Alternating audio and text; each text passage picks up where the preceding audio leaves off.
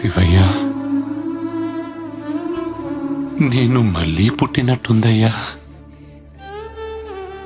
ఎక్కడ చూసినా నువ్వే కనిపిస్తున్నావు. వాన చినుకు వరి మొలక, దుక్కెత్తు మోపురం చుక్కెత్తు గోపురం, మారేడు తలం నేరేడు ఫలం, ఊపిరిచ్చే తిత్తి ఆవు పాలు పొదుగు అమ్మ ప్రేమస్థానం, ఆకాశం భూగోళం అన్నీ లింగాకారంగానే కనిపిస్తున్నాయ్యా.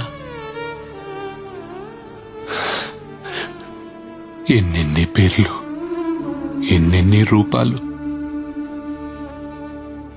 నువ్వు కనిపించినంత చిన్నోడివా, చూడలేనంత పెద్దోడివా?